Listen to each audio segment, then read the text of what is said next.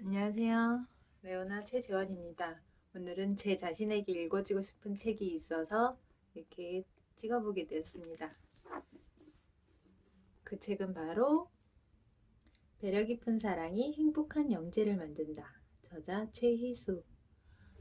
이 책은 제가 너무 힘들었을 때, 아이를 키우면서 너무 힘들었을 때 만났던 책이고요. 이 책의 도움을 정말 많이 받았는데, 좋은 책은 많이 여러 번 읽어보는 것이 좋잖아요. 그래서 제 자신에게도 계속 읽어주고자 이렇게 동영상을 찍어보게 되었습니다. 그러면은 읽어볼게요. 저는 책을 고를 때 일단 제목을 보고서 먼저 제목을 보고 제 눈에 띄는 걸 고르는데 이 책을 봤을 때 눈에 띄었던 부분이 이 부분이었어요. 행복한 영재를 만든다. 행복한 영재. 저는 어렸을 때 학업에 대해서 성적이 나빠서 제 아버지에게 굉장히 많이 혼이 났었기 때문에 그때 제가 이런 생각을 했었어요. 내가 영재라면, 내가 천재였다면 이렇게 학교 성적으로 인해서 혼날 일은 없었을 텐데. 그래서 그 생각 때문에였는지 몰라도 제 아이들이 영재가 되고 천재가 되기를 많이 바랬었던 것 같아요. 그래서 이 책도 그런 의미로 제가 이 책을 보게 되었는데 뜻밖에도 너무나 소중한 이야기들이 많이 담겨 있어서 제가 아이들을 믿지 못하고 영재를 바라고 세상의 기준에 아이들을 맞추려고 했던 저 자신을 많이 반성하게 했던 그런 책입니다. 그래서 다시 한번 그 내용들을 되새겨보고자 이 책을 읽게 되었습니다. 그럼 한번 읽어볼게요. 일단 목차를 한번 짚고 갈게요. 목차는 1장 육아는 과학이다. 2장 의존기, 3장 걸음마시기, 4장 제일 반항기, 5장 취약전 시기, 6장 야단치지 않고 아이를 올바르게 키우는 방법, 7장 배려 깊은 사랑으로 자라는 아이들. 이 책의 참 좋은 점이 여러 가지 중요한 부분들도 얘기하지만 저자분께서 상담했던 내용들을 참고 삼아서 같이 수록을 해주셨던 것이 참고가 많이 되었어요. 그리고 읽다 보면은 정말 고개만 계속 끄덕이게 되는 그런 내용들로 가득한 책이어서 그냥 한번 쭉 읽어보겠습니다. 1장 육아는 과학이다. 부모가 된다는 것은 이미 과학적으로 밝혀진 모든 정보를 이용하여 지적, 정서적으로 안정된 행복한 인격체를 만들어내는 것을 의미한다. 이를 위해 따스한 가슴과 넘치는 애정으로 아이를 있는 그대로 받아들이고 보살펴야 한다. 이것은 보통 복잡하고 어려운 일이 아니지만 한편으로는 세상에서 가장 흥미로우면서도 보람 있는 일이라 할 수 있다. 푸름 아버님께서는 이제 30년 가까운 시간 동안 이 메시지를 계속 전달하기 위해서 많은 노력을 기울여 오셨던 것 같아요. 그래서 저 같은 사람은 너무나 감사하게도 이 좋은 메시지들을 받아들여서 제 아이들과 좋은 시간을 보낼 수 있게 되는 것 같습니다. 결혼을 앞두거나 자녀를 임신한 상태에서 이 책을 읽는다면 아이 키우기가 한결 수월해질 것이다. 그러나 이 책을 읽는 것만으로 육아의 전 과정을 배울 수 있는 것은 아니다. 운전면허 시험에 통과했다고 해서 실제로 운전을 잘하는 것은 아니기 때문이다. 이 책은 아이의 마음을 읽는 가이드는 될 수 있지만 책의 내용을 아이들마다에게 그대로 적용시킬 수 있는 것은 아니다. 전체적인 줄거리와 흐름은 어느 아이에게나 동일한 상태로 적용되겠지만 우리 아이는 이 세상의 어떤 아이와도 다른 오직 한 사람밖에 없는 개성적인 존재이기에 똑같은 원리에도 아이는 다르게 반응할 수 있다. 따라서 이 책이 주는 정보와 엄마가 아이의 눈빛을 보면서 느끼는 것이 다르다면 책이 주는 정보보다 엄마의 직감을 따라가는 것이 현명하다. 글로는 다 설명할 수 없는 부분이 분명 존재하기 때문이다. 이미 아이 엄마가 되었다면 이 책을 읽으면서 책을 좀 더 빨리 읽었더라면 아이가 걸음마를 할 때 그런 바보짓은 안 했을 텐데 지금 같으면 좀 더 잘 할 수 있을 것 같아 하는 후회의 마음이 들어도 자책은 하지 말았으면 한다. 우리가 부모 되는 법을 누구에게도 배우지 않고 이만큼 할 수 있다는 것 또한 쉬운 일은 아니다. 아이를 키우면서 누구나 시행착오를 겪는다. 그 시행착오 때문에 자신이 나쁜 부모라고 자책하는 것은 좋은 부모가 되는데 전혀 도움이 되지 않는다. 지금 자녀를 잘 키우기 위해 부모로서 할 수 있는 것에 전력을 기울이자. 아이는 활 떠난 화살처럼 부모의 곁을 떠나겠지만 예전의 우리 부모가 그러했듯이 아이를 위해 부모로서 할 수 있는 모든 것을 하는 것보다 소중한 것이 또 무엇이 있겠는가? 지금 이 책을 읽는 것 자체가 부모의 역할을 충실히 수행하며 자녀를 잘 키우기 위해 노력하고 있다는 증거이다. 저는 참 자책을 많이 했어요. 근데 그 자책을 하는 과정에서 그 자책이 전혀 도움이 되지 않는다는 것을 누구보다도 깊이 깨달았던 것 같습니다. 물론 그 시간들이 조금 아쉽고 후회되기는 하지만 지금부터라도 내가 할 수 있는 거를 하자 라는 마음을 갖게 해준 푸른 부모님께, 푸른 아버님께, 푸른 어머님께 정말 깊이 감사드려요. 아이의 발달에는 일정한 법칙이 있다. 부모가 된다는 것은 이미 과학적으로 밝혀진 모든 정보를 이용하여 지적, 정서적으로 안정된 행복한 인격체를 만들어내는 것을 의미한다. 이를 위해 따스한 가슴과 넘치는 애정으로 아이를 있는 그대로 받아들이고 보살펴야 한다. 이것은 보통 복잡하고 어려운 일이 아니지만 한편으로는 세상에서 가장 흥미로우면서도 보람 있는 일이라 할 수 있다. 요즘 엄마들을 만날 때면 육아는 과학이라는 생각이 더욱 강하게 지배한다.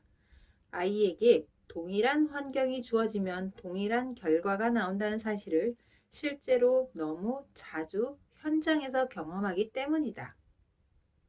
아이가 성장함에 따라 일정한 시기가 되면 누구나 특징적인 심리 상태를 보인다.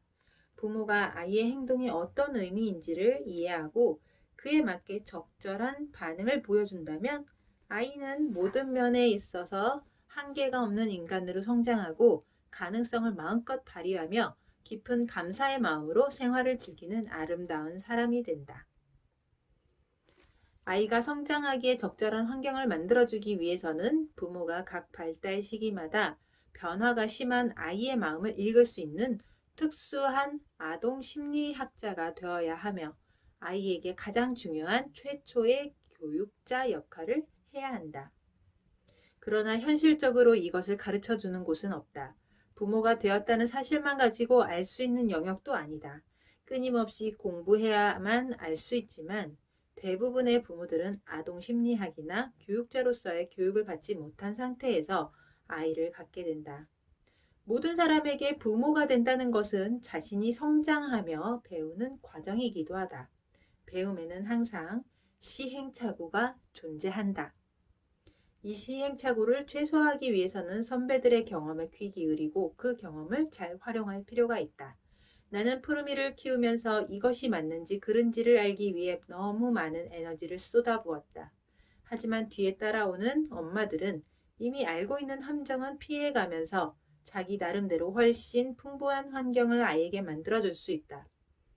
창문이 열려 있어야 바람이 들어오듯 마음을 열어놓고 순수한 마음으로 진지하게 선험자의 경험과 지식을 받아들이기를 바란다. 엄마가 된 사람이 겪는 심적 고통.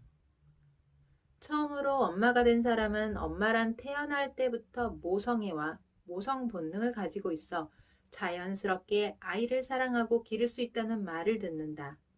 물론 아이에 대한 애정은 자연스럽게 우러나지만 막상 아이를 어떻게 키워야 할지는 막막하다. 아무리 많은 육아서를 읽고 좋은 강의를 들었다 해도 모성애와 육아에 대한 지식과 경험은 전혀 다른 분야임을 아이와 직접 마주했을 때 절실하게 느낀다. 대부분의 엄마들은 어느 사이 조그만 생명이 자기에게 송두리째 맡겨졌음을 깨닫고는 깜짝 놀란다. 갑자기 무거운 책임감이 몰려들면서 자기가 너무 무력하다는 사실을 깨닫고는 불안해한다. 게다가 아이를 낳은 후 생리적으로 옥시토신이라는 애정 호르몬의 분비가 증가하면서 불안감이 가속된다.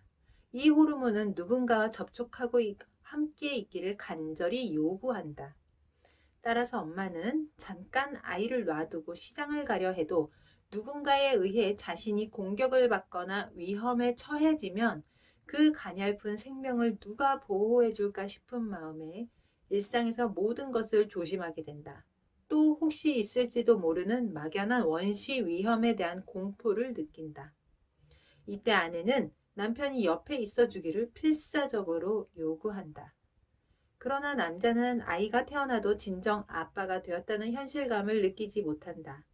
사실 아빠의 마음속에는 아이를 어떻게 대해야 하는지에 대한 막막함과 두려움이 있다. 대부분의 남편은 자기에게 쏠렸던 아내의 관심이 아이에게 기울면서 자신을 아이의 아빠로 생각하기보다는 오히려 무의식 중에 아이를 라이벌로 생각하는 경향이 있다. 나도 푸르미를 낳고 내가 아빠가 되었다는 사실을 느끼기까지는 석 달이 넘는 시간이 걸렸다. 푸르미 엄마는 함께 있어주기를 간절히 원했는데 철부지였던 나는 아내의 절박한 심정을 조금도 이해하지 못했다. 그리고 아내가 힘들다고 호소할 때마다 당신은 불평하기 위해 태어난 사람 같아 라는 말 한마디로 아내의 가슴에 두고두고 되풀이될 상처를 남겼다. 남편에게서 보호받지 못한 채 새끼를 품고 있는 어미의 상처를 이해하기에는 너무도 어리고 어리석은 나이였기 때문이다. 많은 아내들이 남편은 자유로운데 자기는 밤낮을 가리지 않고 아이를 돌봐야 한다는 심리적 부담감을 느끼고 있다. 어디서 오라는 데도 없고 거울을 쳐다보면 처녀 때와는 달리 코끼리 같은 퉁퉁한 다리, 몸은 불어 자기 발전 없이 정체된 아줌마 같은 이미지, 그리고 밤낮으로 매달려야만 하는 아이를 나몰라라 외면하는 철부지 아빠의 무관심과 질투로 인해 아이를 키우기 싫다는 감정까지 생길 수 있다. 이렇듯 한편으로는 아이를 사랑하지만 다른 한편으로는 아이에게 종종 혐오감을 느끼며 그것이 다시 엄마에게 죄책감을 느끼게 하면서 심하면 우울증으로 발전하기도 한다. 처음으로 엄마가 된 사람이 아이에게 갖는 싫다는 감정은 아주 흔하고 자연스러운 것이다.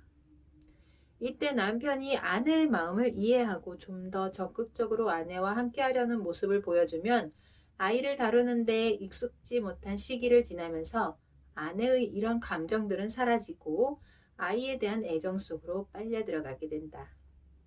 아기는 매우 작고 약해 보이며 조금만 잘못해도 큰일이 날 것 같은 생각이 들지만 점차 엄마가 생각한 것만큼 약하지 않다는 사실을 깨닫게 될 것이다.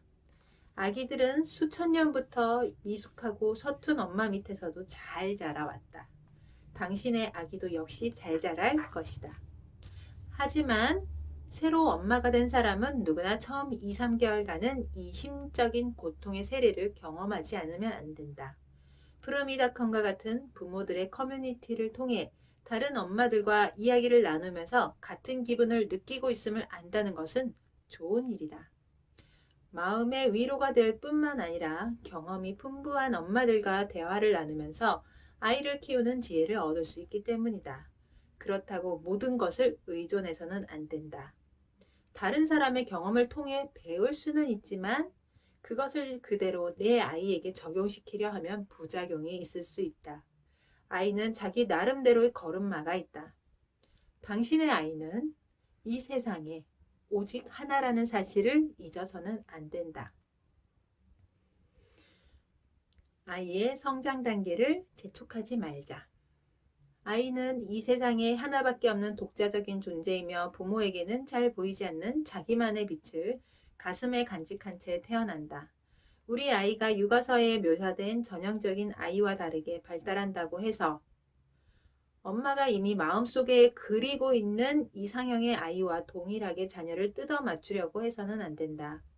아이는 나름대로 자고 싶을 때 자고 먹고 싶을 때 먹으며 자신만의 책을 기술해 나간다. 아이들은 누구나 제 나름대로의 생활 방법을 가지고 있으며 이것은 태어날 때부터 이미 시작된다. 따라서 부모는 아이가 태어나는 순간부터 개성을 존중하면서 아이가 내부의 힘에 의해 스스로 성장할 수 있도록 도와주어야 한다. 식사, 수면, 기질, 기분을 있는 그대로 받아들일 수 있다면 아이가 자란 다음의 성장 단계에서도 그 생활을 받아들일 수 있다. 부모가 정해놓은 틀에 아이를 맞추려 하면 아이는 격렬하게 저항하며 키우기도 힘들어진다.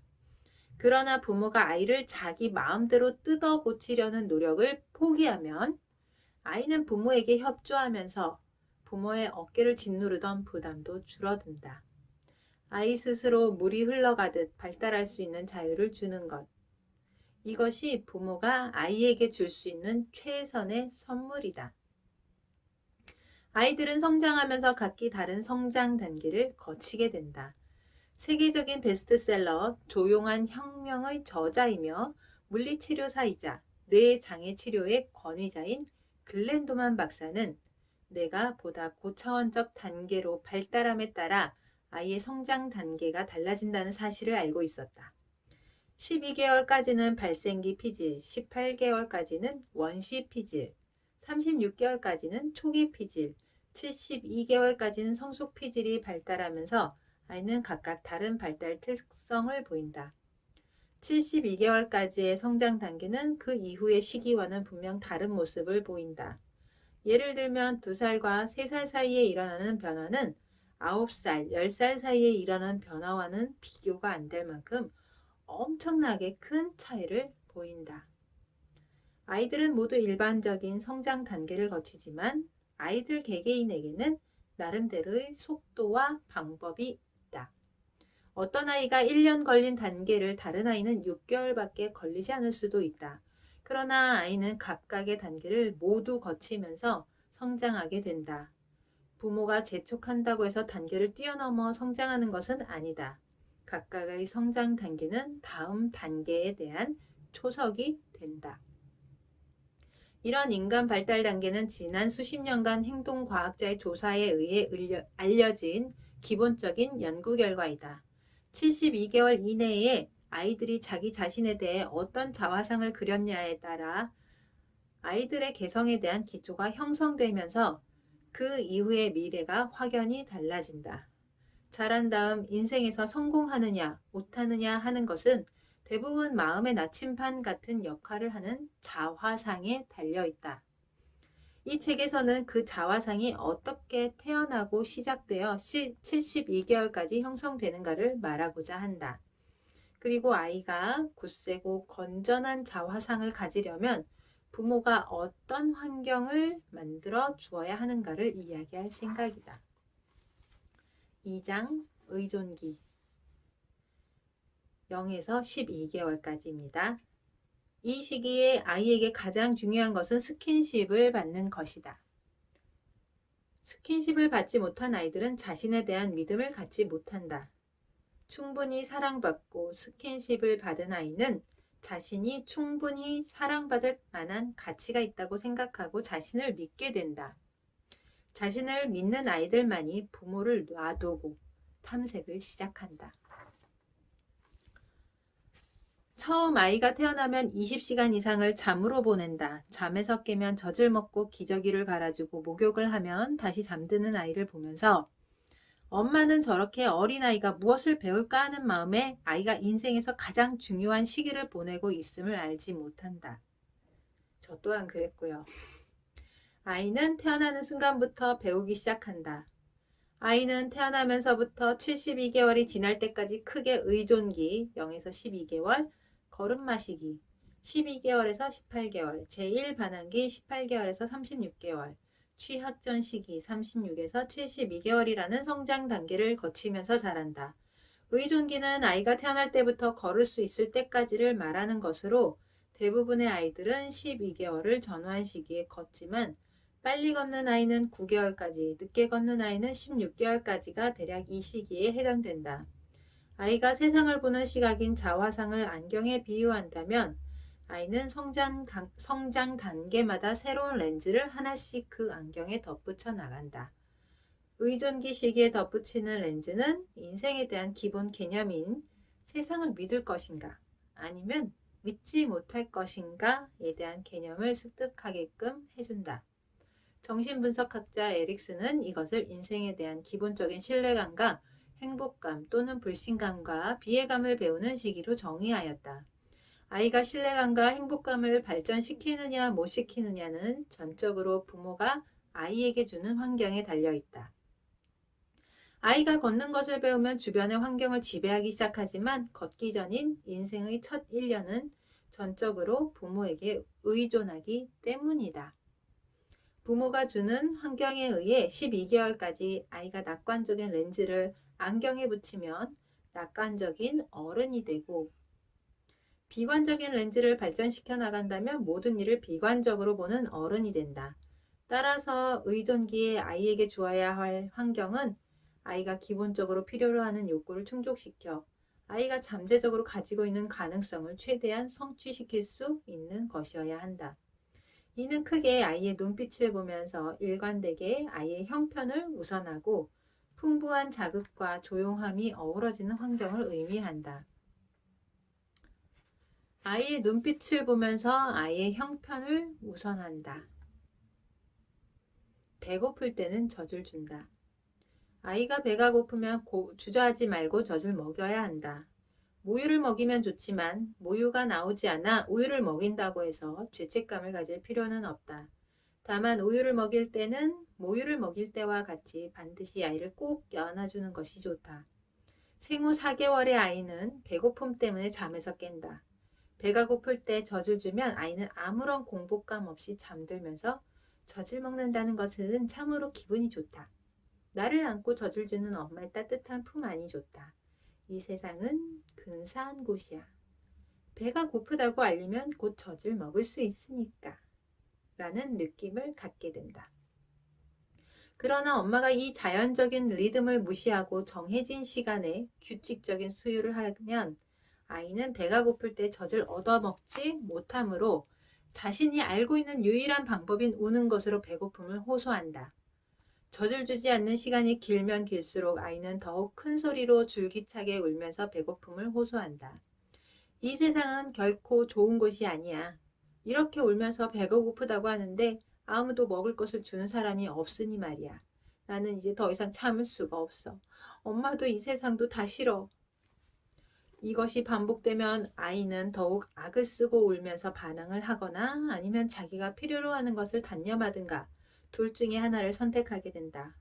반항을 선택한 아이는 훗날 절대로 단념하지 않는 아이가 되어 주위 사람들로 하여금 무슨 일이 있더라도 아이에게 자기에게 주의를 돌리게 하려고 떼를 쓰는 아이가 된다.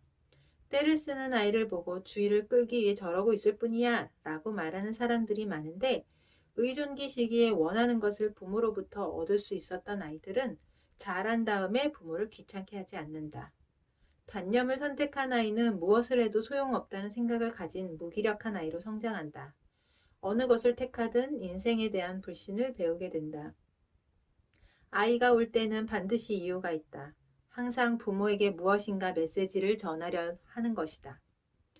아이가 울면 먼저 젖을 준다. 토해내거나 거절의 반응으로 젖을 먹고 싶지 않다는 것을 표시하면 아이는 배가 고파 우는 것이 아니라 다른 이유가 있는 것이다.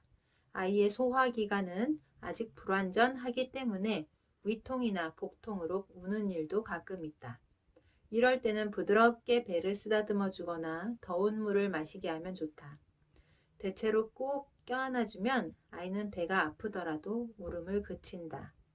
아이의 울음은 크게 엄마와의 접촉을 원하거나 졸려서 우는 울음, 아프거나 긴급함을 알리는 울음으로 구분할 수 있다. 귀에 거슬리는 소리나 악을 지르며 내는 새된 소리가 없으면 대개 접촉을 원하는 울음이다. 이때 엄마가 안아주면 울음을 그치거나 2, 3분만 지나면 깊이 잠들기 때문에 걱정할 필요는 없다. 그러나 갑자기 울기 시작하고 첫 울음소리를 길게 끌면 아파서 우는 것이라 생각할 수 있다. 졸리거나 접촉을 원하면 아이의 울음은 와, 와, 와 같이 리드미컬하지만 아파서 우는 울음은 첫 울음소리가 돌연 바늘에 찔렸을 때 아야! 하고 외치는 것처럼 불에 댄 듯한 소리이다. 첫 울음소리와 두 번째 울음소리와의 간격이 긴 것은 다음 소리를 위해서 많은 공기를 들이마시기 위한 것으로 그런 뒤에는 울음소리가 쉬지 않고 이어진다. 긴급함을 알리는 울음소리는 우는 속도가 빠르기 때문에 절박한 느낌을 준다. 매우 귀에 거슬리는 울음소리라서 처음 듣는 사람도 무언가 이상하다고 느낄 수 있다. 어떤 울음이든 그것은 아이가 부모에게 보내는 메시지이다.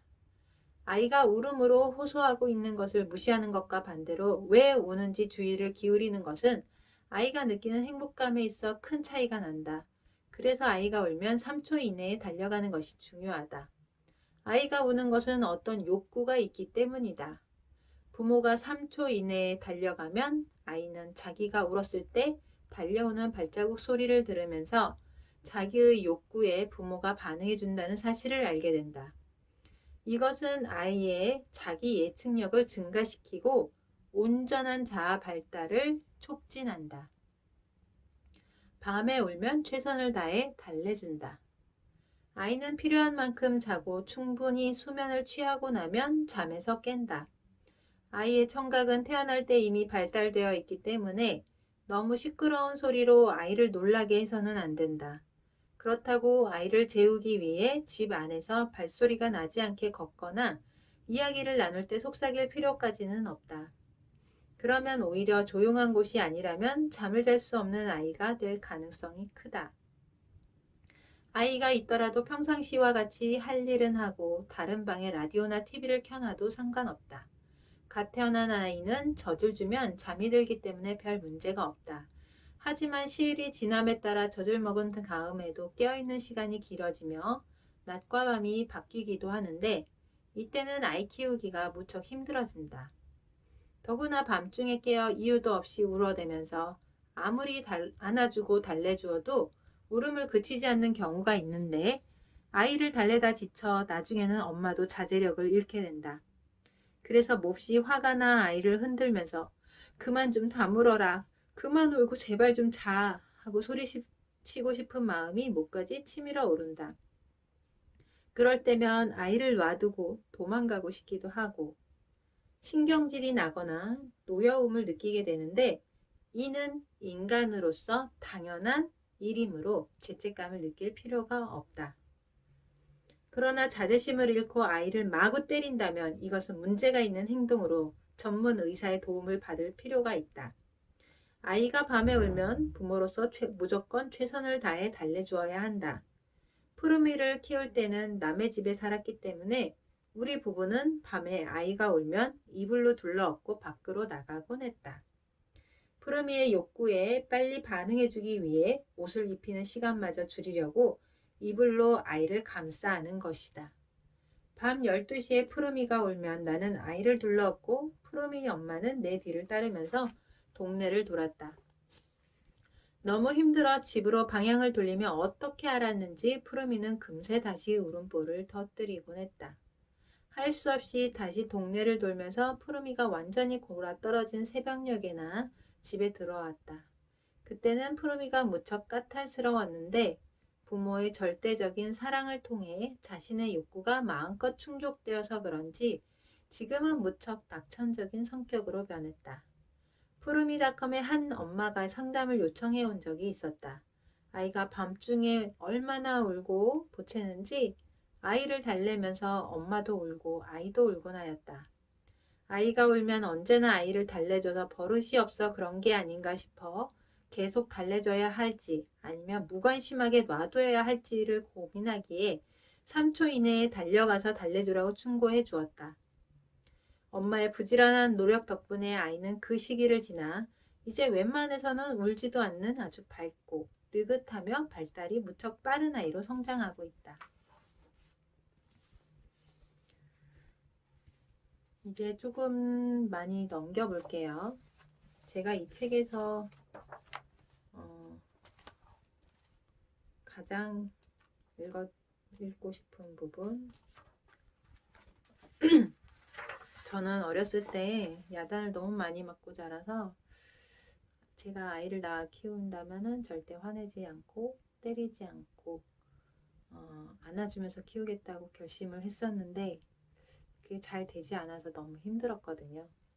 그래서 6장 야단치지 않고 아이를 올바르게 키우는 방법, 여기를 읽어보겠습니다. 아이가 태어나면 부모는 아이를 어떻게 키워야 올바른지에 관한 문제에 부딪힌다. 엄마는 아빠들이 너무 엄격하다고 불평하고 아빠는 엄마들이 너무 관대해서 아이들이 저렇게 버릇이 없다고 비난한다. 이런 마찰이 생기는 이유는 부모가 아무리 교육을 받았다 할지라도 아이를 키우는 데는 초보자이기 때문이다. 아이를 올바르게 키운다는 것의 의미는 부모가 바람직하다고 생각하는 방식으로 아이가 행동하도록 유도하고 부모가 바람직하지 않다고 생각하는 방식으로는 행동하지 않도록 가르치는 것이다. 다시 말하면 아이들이 올바른 인격을 형성하고 예의 범절을 갖도록 하는 것을 의미하는데 많은 부모들은 아이들이 잘 되게 하기 위해 야단을 치거나 벌을 준다는 의미로 오해하는 경우가 흔하다. 야단을 치거나 벌을 주는 것은 위협과 공포의 기초를 둔 교육이다. 아이 스스로 자신을 바꾸고자 하는 내적 동인이 전혀 없기 때문에 점점 부모의 야단과 주의가 강화되어야 하며 궁극적으로는 아무런 행동의 변화를 가져올 수 없는 최악의 상황에 이르게 된다. 올바른 아이로 키운다는 것의 최종 목표는 스스로 선택하고 행동을 규제하며 책임질 수 있는 방법으로 자유를 누릴 수 있는, 즉 자기 통제를 할 수 있는 어른이 된다는 것이다. 이것은 아이 스스로 할 수 있는 적합한 환경을 만들어줌으로써 아이 내부의 힘을 길러줄 때 비로소 가능하다. 아이의 내부의 힘을 길러줄 수 있느냐 없느냐는 아이를 교육하는 데 있어 중요한 가치 판단의 기준이 된다. 올바른 아이로 키우기 위한 전제 조건.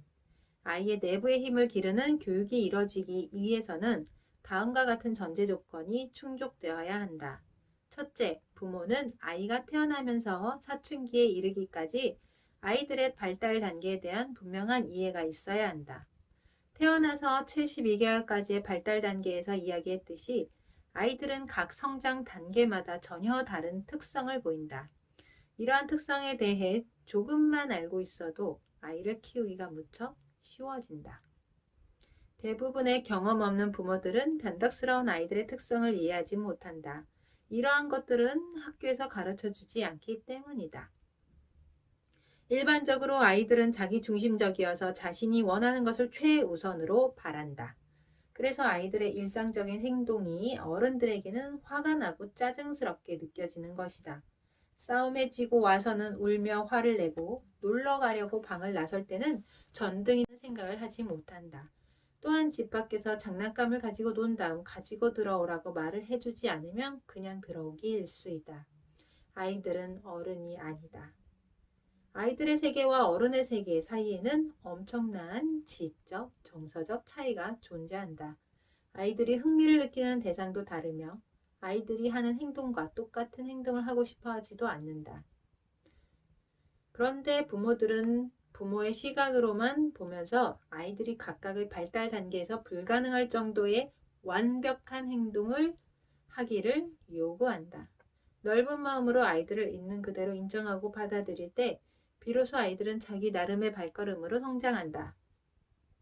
둘째, 부모와 자식 사이에는 친밀감이 있어야 한다. 모든 교육은 친밀감 없이는 이루어질 수 없다. 부모와 자식 간의 친밀감은 부모와 자식이 함께 시간을 보내면서 일상에서 쌓아가는 것이지 하루아침에 만들어지는 것이 아니다. 부모가 매일 아이에게 무언가를 요구하고 어떤 일을 하라고 주의를 주며 어떤 일은 그만두라고 잔소리를 하고 잘못된 행동을 지적만 한다면 부모와 아이는 깊고 긍정적인 정서적 유대감을 형성하지 못한다. 이것은 훗날 아이가 사춘기에 이르렀을 때 비정상적인 반항심을 불러일으키는 계기가 되고 부모를 거부하게 되는 이유가 된다. 부모는 아이가 빈둥거리며 보내는 시간을 인정해야 한다. 배려와 사랑을 통해 아이를 인정하고 깊게 신뢰하면 부모와 아이 사이에는 더할 나위 없는 친밀감이 형성된다. 셋째, 부모는 아이의 행동과 감정을 분리하여 대응해야 한다. 아이가 부모에게 자기의 감정을 표현하는 것은 허용되어야 한다. 동생이 태어났을 때 동생이 싫어요 라고 표현하는 것도 인정해주며 아이의 감정을 부모가 잘 이해하고 있음을 아이에게 알려주어야 한다. 그러나 아이가 남을 때리거나 왕따시키거나 욕을 하거나 물건을 부수는 것처럼 다른 아이에게 해롭거나 반사회적인 행동을 할 경우에는 일관되게 제지해야 한다. 부모가 아이의 발달 단계에 따라 반사회적인 행동에 대해 적절한 규제와 한계를 두고 절도 있게 지키게 하는 것은 매우 중요한 일이다. 규제와 한계는 일관되게 적용해야 아이가 반사회적 충동에 대한 내부적인 통제력을 기를 수 있다. 성장의 초기 단계에 이러한 내부적인 통제력을 길러놓지 못한 아이는 훗날 어른이 되었을 때 의존할 수 있는 원칙이 없어 무엇이 옳고 그른지 같이 판단을 할 수 없다. 그러므로 범죄와 마약 같은 반사회적인 행동의 유혹에 쉽게 넘어갈 수 있다. 규제와 한계는 아이의 연령에 따라 일반적으로 나타나는 행동의 기초에서 정해진 합리적인 것이어야 하며 적으면 적을수록 좋다. 칭찬과 격려로 키운다. 영재가 명멸하는 가장 큰 이유는 지성과 감성의 괴리에 기인한다. 지성은 자기 나이보다 15년에서 20년을 앞서갈 수 있지만 감성은 제 나이를 먹어야 한다. 지성이 빠르게 발전할 때는 감성이 왜 중요한지 부모는 모른다. 신체, 지성, 감성 중에 지성의 발달이 두드러지게 보이면 엄마의 마음속에는 남을 배려하는 마음이 없는 이기적인 아이라도 상관없다. 그저 똑똑한 아이로 자랐으면 좋겠다는 마음이 은근히 깔리게 된다. 그때는 똑똑할지 모르지만 점점 자라면서 아이의 미운 면이 보이기 시작하고 정서상 충돌이 일어나면서 대부분은 공부에 흥미를 잃기 시작한다. 사회에 나가서도 성공하지 못한다. 아이가 공부를 하는 것은 물론 즐거움을 기반으로 해야 하겠지만 자기가 하기 싫은 것도 묵묵히 참으면서 할 수 있는 힘이 있어야 한다. 그런데 이것은 자기의 감정을 통제할 수 있는 능력에서 나온다. 자기의 감정을 통제할 수 있는 능력에서 나온다. 사회적으로도 자기만 똑똑한 채 하는 이기적인 사람은 남들로부터 인정받지 못한다. 따라서 튼튼한 감성 위에 지성이 부여될 때 교육은 항상 성공적으로 이루어지게 된다. 감성을 키워주는 방법으로는 음악을 들려주는 것, 자연에 나가서 자연을 가르쳐주는 것, 책을 읽어주는 것 등등 여러 가지가 있지만 칭찬과 격려만큼 적극적으로 감성을 키워주는 방법은 없다. 칭찬과 격려의 원칙. 무엇이든 조그만 변화를 이루었을 때 그것을 칭찬하고 격려하면 아이는 변화를 더욱 크게 만들어낸다. 아이의 변화를 관찰하고 진심으로 하는 칭찬과 격려는 절대 아이를 방종으로 이끌지 않는다. 칭찬과 격려는 다음과 같은 원칙 하에서 가장 효과적이다. 첫째, 지쳐있거나 병에 걸렸거나 몸 상태가 좋지 않을 때는 절대로 학습을 하지 않는다. 아이가 아프거나 떠든다거나 심통을 부리거나 흥분하고 있을 때는 아무리 가르치거나 설교를 해도 전혀 소용이 없다. 푸르미는 어릴 때 변비가 심해 화장실에 가기 전이면 신경이 예민해지고 몹시 불안해했다. 그때 푸르미 엄마는 무엇을 가르쳐 본 적이 없다. 아침에 푹 자고 일어나서 기분이 좋을 때와 같이 아이의 기분을 봐가면서 책을 주곤 했다. 둘째, 능력 이상의 것을 가르치지 않는다. 9개월밖에 안 된 아이에게 화장실 사용법을 가르치거나 2~3살 아이에게 식당 안에서 조용히 앉아있게 하는 것은 아이의 발달상 부모가 아이의 능력 이상을 요구하는 것이다. 이러한 요구는 부모의 인식 부족에서 온다. 많은 부모들이 아이의 나이와 발달 단계에 따라 할 수 있는 일이 다르다는 것을 알지 못해 아이에게 무리한 요구를 한다. 2~3살 아이가 식당에서 돌아다니는 것은 당연하다. 부모는 조용히 앉아있게 하는 것보다는 아이가 관심을 가질 만한 것을 주어 집중하게 하거나 아이가 분별력을 가질 때까지 식당에 가는 것을 자제하는 것이 더 바람직하다. 셋째, 잘못한 것은 야단을 치기보다 무시한다. 아이가 잘못한 것을 야단치고 벌을 주면 그 사람을 미워하고 무서워하게 된다. 물론 아이가 큰 길로 뛰어가는 것과 같이 아이의 생명과 안전에 심각한 위험을 주면 그때는 엉덩이를 때려 주어도 되지만 그것이 아니라면 아이가 잘못한 것에 대해 가능한 벌을 주어서는 안 된다. 그것보다는 오히려 잘못된 행동을 무시하고 아무런 관심을 보이지 않는 것이 아이 행동을 바꾸는 데 더 효과적이다. 예를 들어 5살 된 아이가 어디에서 욕을 배워와 욕을 했을 때 부모가 깜짝 놀라면 아이는 오히려 재미있어 욕을 더 하게 된다. 부모가 놀란다거나 당황하는 것은 역효과를 내며 아이들은 더욱 신이 나서 하게 된다. 이때 아이가 무슨 말을 하든 모른 채 하고 있으면 엄마가 반응을 보이지 않으므로 재미가 없어져 더 이상 욕을 입에 담지 않는다. 넷째, 물질보다는 애정과 관심으로 보상한다. 보통 부모들은 아이가 무엇을 잘하면 그 대가로 무언가를 사준다. 예를 들어 돈을 준다고 하면 아이는 곧바로 엄마, 이것을 잘하면 뭐 사줄래요? 와 같이 제조건을 요구한다. 이것은 물질이 모든 가치에 우선하게 함으로써 가치 전도 현상이 일어나는 결과를 낳는다. 그저 엄마가 한번 쳐다봐 주는 것, 뽀뽀해 주는 것, 그리고 아이들과 이따금씩 순수하고 즐겁게 지내는 시간을 갖는 것 등이 절대적인 보상이 되어야 한다. 다섯째, 일상에서 충분히 칭찬하고 격려한다. 엄마들은 아이들이 싸우거나 시끄러울 때는 잔소리를 퍼부어대지만 조용히 사이좋게 지낼 때는 아무런 관심을 두지 않는다. 이것은 아이들이 시끄러울 때만 관심을 둠으로써 오히려 그 행동을 격려하는 삶이 된다. 난폭하고 시끄러워 다루기 힘든 아이라면 조용히 놀고 있을 때 그 아이 곁으로 가 머리를 쓰다듬어 주거나 꼭 껴안아 준 다음 조용히 놀고 있는 모습이 너무 보기 좋네 하고 말을 걸어주면 점점 조용해진다. 마찬가지로 아이들끼리 싸울 때보다 사이좋게 놀 때 더 많은 칭찬과 격려를 해주면 아이들의 사이는 더욱 좋아지게 된다. 아이에게 무엇을 시키고 싶을 때는 이것을 해라, 저것을 해라와 같이 명령하는 것보다는 정중히 부탁하거나 할 일에 대해 미리 칭찬해 주는 것이 좋다. 우리 부부는 푸름이 방이 지저분할 때 푸름아, 이 방이 돼지 우리 집 사람 사는 방이냐? 방 좀 치워라 라고 명령해 본 적이 없다. 지저분해서 방을 치웠으면 하는 마음이 있으면 그때는 내가 먼저 푸름이 엄마에게 이야기를 하곤 했다. 푸름이 엄마, 푸름이는 방을 끝내주게 치워요. 그러면 푸름이 엄마는 한술 더 뜬다. 푸름이는 방 치우는데 세계적인 선수잖아요. 우리는 한 번도 푸름이를 방 치우게 하는데 실패해 본 적이 없다. 물론 이것은 칭찬을 미끼로 사용하는 것이 아니다. 진심으로 부모가 하기 원하는 것을 이야기하고 칭찬하면 아이들은 움직인다. 여섯째, 결과보다는 과정을 구체적으로 칭찬한다. 아이들이 무엇이든 조금이라도 발전을 이루어내면 아주 구체적으로 칭찬하는 것이 좋다. 초등학교 다니던 시절 나는 세수를 하면 꼭 얼굴만 씻는 버릇이 있었다.